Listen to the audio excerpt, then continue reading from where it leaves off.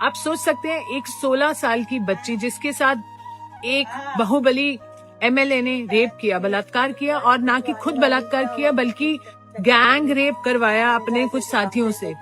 और हम कौन सी दुनिया में, हमें लगता है कि ये हो गया। नहीं, आगे सुनिए। उसकी जब पिता ने रिपोर्ट कराने की कोशिश की, पुलिस कस्टडी में बहुत बुरी तरह से टॉर्चर करते हुए, जो आप फिल्मों में देखते हैं उतने हिस्से ज्यादा टॉर्चर करते हुए उसके पिता की पुलिस कस्टडी में हत्या कर दी गई। यही खत्म नहीं होता।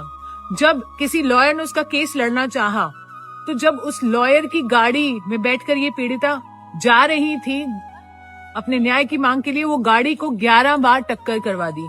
11 बार टक्कर खाने से उस गाड़ी में बैठे 4 सदस्य थे, जिसमें से 3 की ऑन स्पॉट डेथ हो गई, लॉयर की, इसकी मासी की, इसकी बुआ की, और ये बच्ची बच गई। आपकी रूह कांप उठेगी। और ये बच्ची कैसे बची है, मैंने इसको अस्पताल में तब देखा है जब ये क्रिटिकल केयर में थी 7 साल पहले, और उठ नहीं पा रही थी, वेंटिलेटर पर थी। 6 महीने जब वो उस वेंटिलेटर आईसीयू में रही, उसके बाद उसने अपनी हिम्मत जुटाई और अपना केस लड़ना चाहा। उस मुजरिम को उम्र कैद की सजा हुई।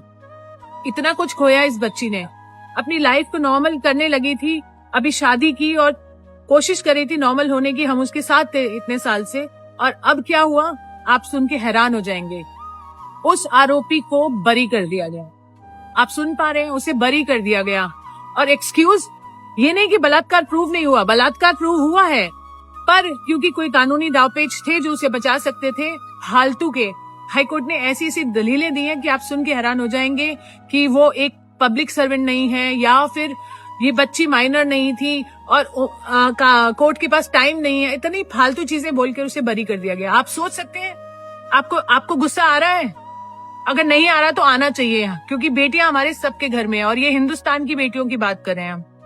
मैं तो आक्रोशित हूँ, और तब से इस बेटी के साथ हूँ, जब से उसने कोर्ट में मुझे बताया कि दीदी मेरे साथ ऐसा हुआ, और मैं तभी से उसके साथ हूँ। क्या देश उसके साथ है? अगर नहीं है तो आप मर चुके हैं। अगर है तो आप सपोर्ट कीजिए, क्योंकि मुझे मालूम है ठंड का समय है, लोग नहीं आ सकते प्रोटेस्ट के लिए। अगर आप नहीं आना चाहते तो नहीं आइए, कोई बात नहीं। कम से कम वीडियो शेयर कीजिए, लोगों को जगाइए और बताइए कि ऐसी दरिंदगी हमारे देश में हो रही है और अपने बेटियों के साथ भी हो सकती है।